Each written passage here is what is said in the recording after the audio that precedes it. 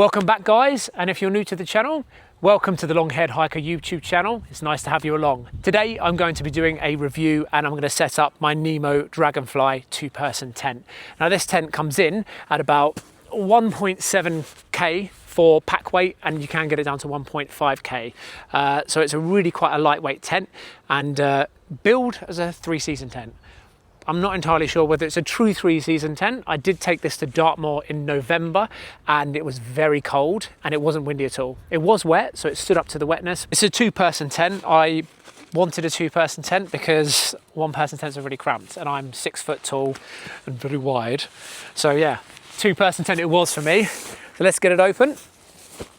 The one thing about this tent is it doesn't set up as one whole thing. So the reason why I don't think this is a true three-season tent is because if it's windy and you're trying to set this tent up, you've got to kind of tackle with the outside sheet and the inner fly as separate entities when you really want it to just go up as one whole thing.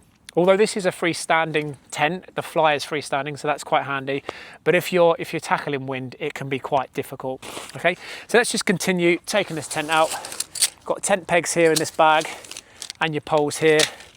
And as you can see, there's the inner fly and there's the outer sheet. Okay, so they do come separately, and I don't actually think you can set this up to go as one whole set. I've had a little play around with it and I don't think you can, but that just is what it is. Let's get the inner fly out and ready to go. Might take a while. Let's have to get it around the right way first as well. So this is the head end and this is the foot end. It's slightly narrower at the foot end and slightly wider at the tent end, at the head end of the tent. So they're tent poles. These just literally clip together. They're super lightweight, these tent poles.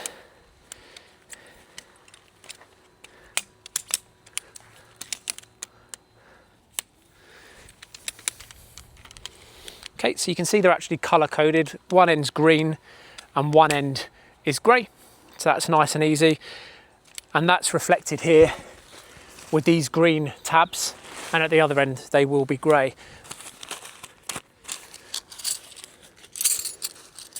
They come with these kind of like cross stakes, which seem pretty good. I mean, again, in really wet weather and windy weather, you might want to get something a bit more robust. It does come with a pole repair splint, so if you do snap a pole, you can just slide this over the top and it will just keep it nice and steady in those emergency situations. And it also comes with these guy lines, so in those stormier weathers, if you are caught out, you've got extra guys and a couple of extra tent pegs to secure those with. I will say actually that I don't think there are enough of these to completely guy your tent out, so be mindful of that and pack a few extra. That's why I've just got these little aluminium ones in here, just in case. I'm just going to go ahead first off and stake this out.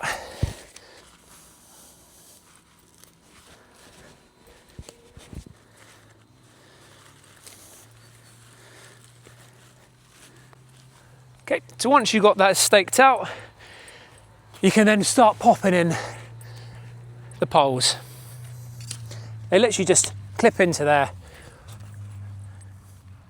and into there, nice and easy.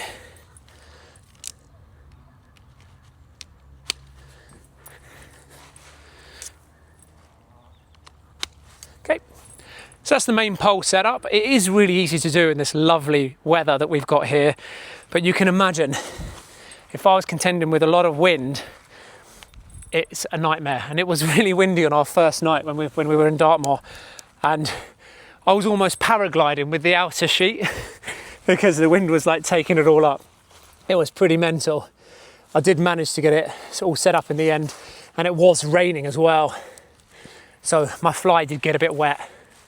Again, you can't really set this up without with the outer first, or them together at least. So as you clip these on, the whole thing gains a bit of rigidity.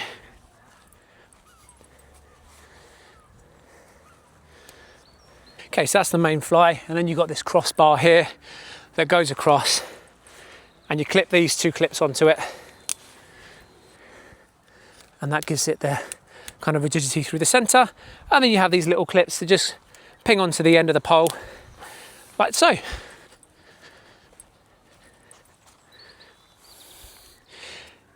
It's really nice, this tent. So you've got this kind of black mesh on the top. So if it's a really nice sunny day and it's going to be a warm night, you can leave that outer fly off and watch the stars, because this just turns into like an almost see-through material when you're at night time, and you can literally just lay in the tent and watch the stars, which is incredible. So let's get this main outer sheet on now.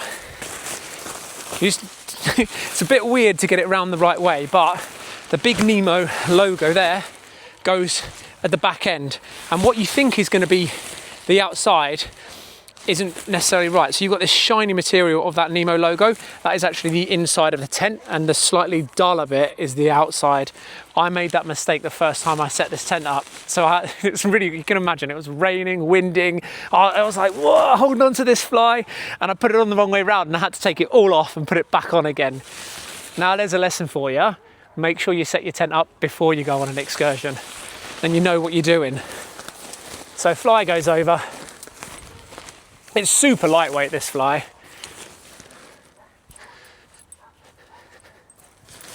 And you're getting that Nemo sign at the back there.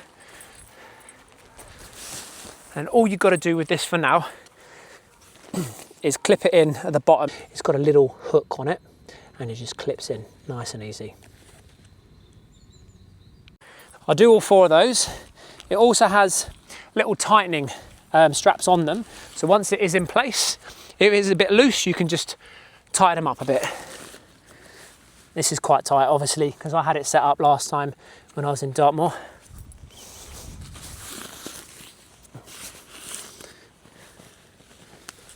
Okay, so that's all 4 of those on there, nice and easy.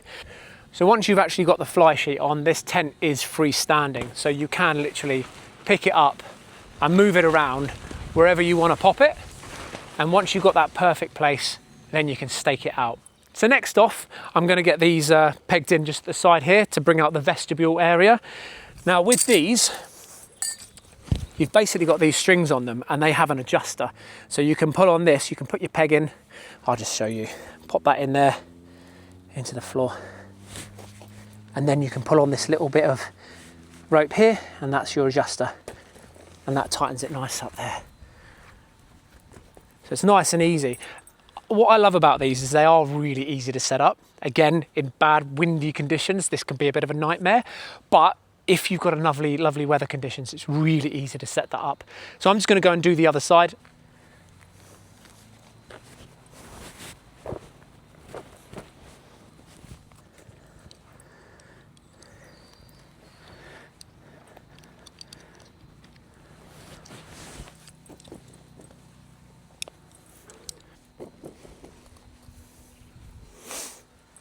Okay, so that's all set up now. I've just been around and just adjusted everything so it's nice and tight.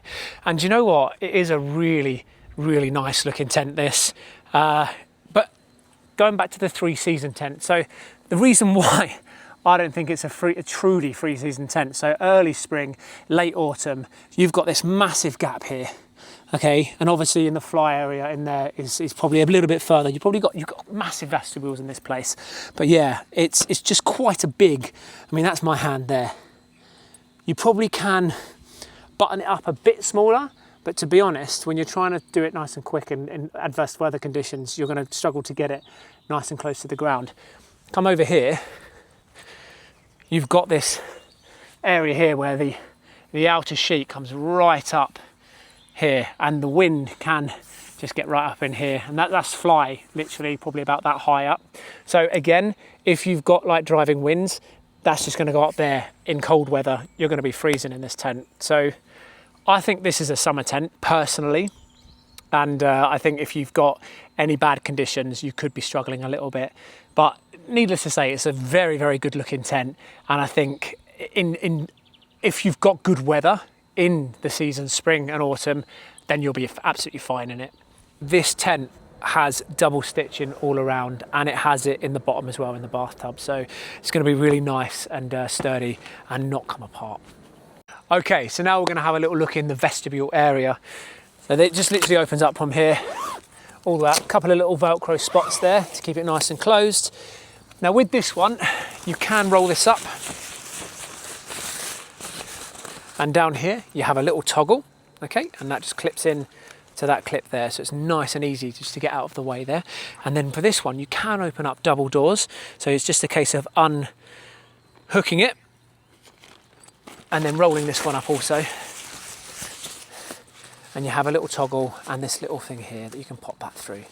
So you can have like a double open vestibule area. So if it is a nice, really sunny day, you can have both sides open. And the vestible's the same size both sides. It's a really large vestibule. I'll show you that once we're inside, okay? So now we're gonna have a little look inside the actual tent. Zips down here, zips up. It does get a bit caught, I have noticed this. So one arm zipping, a little bit difficult. You do need two arms on there. But again, that comes up here and you can roll this up. And again, you've got one of those little toggle things and that just comes over and clips into a little plastic bit there, exactly the same as the one on the outside. So you can have it completely open, and again, both sides completely open. So if it is a hot summer's day, you can have that wind, if you have any, blowing straight through. It's a really lovely summer tent. Come and follow me inside. So now we're inside the tent. I'm a 6-foot guy, and you can see that I'm sitting up completely upright here, and I've still got a little bit of height on my head there as well. So that's one really nice thing about this tent. It does have a lot of space inside. Now, having said that, it is slightly tapered at this end. Whether you'd be able to get 2 wide sleeping pads in here, I don't think so. Maybe 2 narrower sleeping pads, definitely. If you're out with your partner, this would be a lovely 2-person tent. If you're out with your best mate, it might be a little bit snug inside. All right, so just bear that in mind. If you are hiking with someone else, a mate or something like that, it is a little bit snug. And towards this end, it is a little bit narrower. So I can actually still sit at this end, but either side of my head, it is touching on that fly there. So it is a roomy tent for one person. Actually, it's a bit of a palace, to be honest. It's really lovely in here. I loved my couple of nights camping, but as I said, it was really cold inside. That's just because it's got so much ventilation, even with everything closed and buttoned up. Again, early spring, late autumn, I think you'd really struggle. But I got through. I just had a really cold face. I had to get my sleeping bag right up and button it up around there, and had a little snood up as well. But I got through.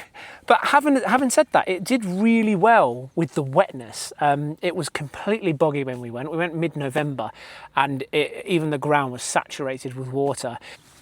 With regards to the waterproofing of this tent, the actual flooring of the tent is a 2000 hydrostatic head rating, and the Rainfly is a 1500 hydrostatic rating. It was really rainy when we went to Dartmoor, and I had no issues, no seepage through the floor. Having said that, I did have a footprint for this tent. Now, this is a bit of a cheat code for you guys out there. The footprint on Nemo is quite expensive.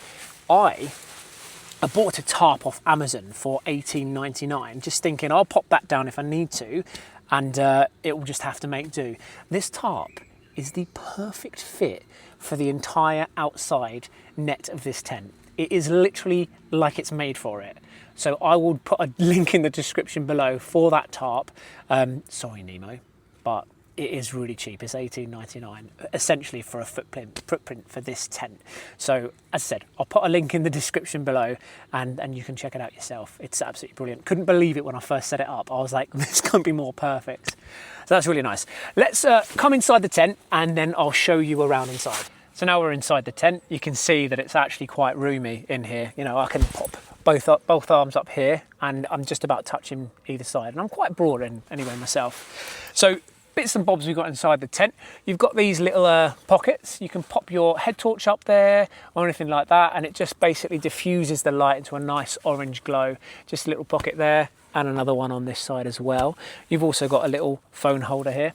I think that comes with a little patch Yeah, that's a repair patch in there. Hopefully I don't need to use that.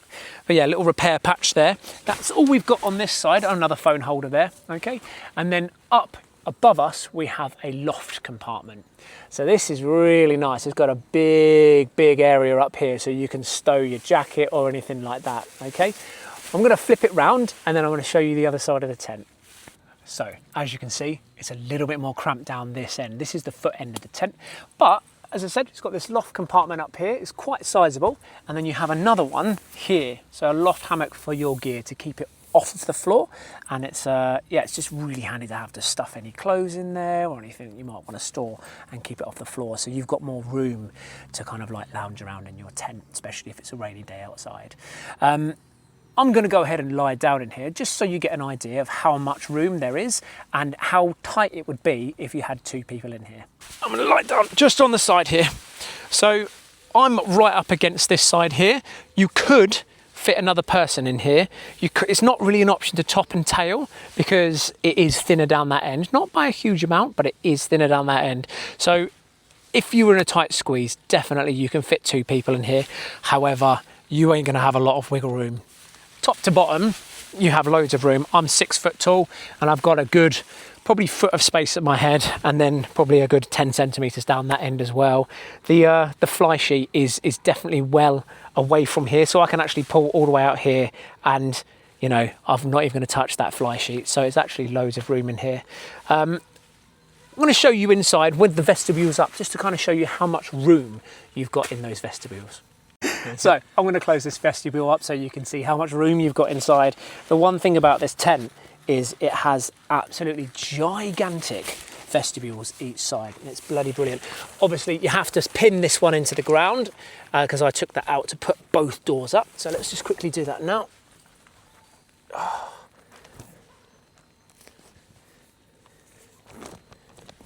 Again, that nice easy tightening of that peg there is so handy. I did that with one hand, which is really nice.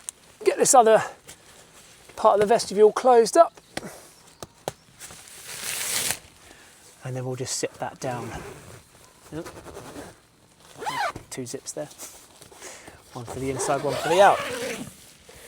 Now you can see that you've got plenty of room here to store your backpack. And this is just one side of the tent. The other side, I think it's just exactly the same size. It's completely symmetrical both sides. But you've got absolutely loads. And with that footprint that you can have down here, all of this is covered by a footprint and it literally is a hexagonal shape just like this tent. So definitely get that. It's brilliant. So now we've got both vestibules are open from the inside fly, and as you can see, it's just gigantic in this 2-person tent. It really is. It's more space than I need, to be honest. It's absolutely incredible in here. And again, when you've got nice weather, it does get a bit hot in here, to be honest. I'm sweating a bit. But yeah, it's absolutely brilliant tent. The price tag of this tent is about £450. You can find it for that much, which obviously does put it into that kind of like upper end of, you know, 2-person summer. I call it a summer tent.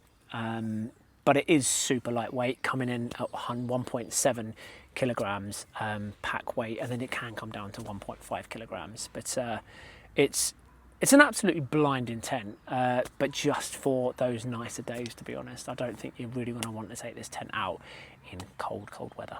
One really nice feature about this tent is you have this dual zip system. So you can undo that zip with everything staying in contact and not coming apart, and you have this little pole that comes out and you just stick it to the Velcro on this side. And what that does is creates a nice little vent. So you can, what a lovely little breeze coming in there now. So it creates a nice vent just to keep it cooler on the inside, and you can still keep that rain off you for the most part. So let's rate this tent. I'm going to go with 4 different options. We're going to go for looks, affordability, practicality, and durability. So let's start off with the looks. I think this tent looks absolutely stunning. It just looks brilliant. There's no 2 ways about it. So I'm going to go with a solid 10 out of 10 for looks. With regards to affordability, it is coming in at £450 or dollars, whichever. Obviously, if you live across the pond, it's going to be dollars, but it's around about that price margin. Now, It's not your most expensive tent, but it is a summer tent. So I think it's on the higher side of affordability, but you do get a lot for your money. With regards to practicality, it is nice and easy to set up, especially in those summer days. However, in the winter months, or it says it's a 3-season tent, so if you've got a bad day in the spring or in the autumn, it is a real nightmare to set up. I think I set this up in 6 minutes while I was talking to you guys, but in the adverse weather conditions with that separate rain fly, you have to put that on separately. It's not very practical, but in good weather it's okay. So I'm going to give it about a 6 out of 10 on that. Okay, and with regards to durability, it is a lightweight tent, so you're not going to get the durability that you would with a nice 4-season tent. This is a nice, really lightweight material. So as long as you're careful with it and you've got a footprint, it should last you quite a while. It is ripstop, so it is a higher quality material, which also is the reason why it's a little bit more expensive. So you're not going to get the durability as you would with a £1,000 Hilleberg 4-season tent, but this is going to really do up well with regards to its competitors in a slightly lower price point. So I would probably set that in around about an 8 out of 10 for durability. So all in all, I'm going to give this tent a nice 8 out of 10. It's an absolutely brilliant tent and I've had a really fantastic time in here. I'm going to be hopefully doing loads of adventures of this in this summer, so stay tuned for more adventures and make sure to like and subscribe to the channel. If you do have any comments, please comment below. I will get back to you as soon as I can with regards to this tent. It's an absolutely blinder, and I can honestly say that as long as you know what you're buying, you will not be upset with this purchase.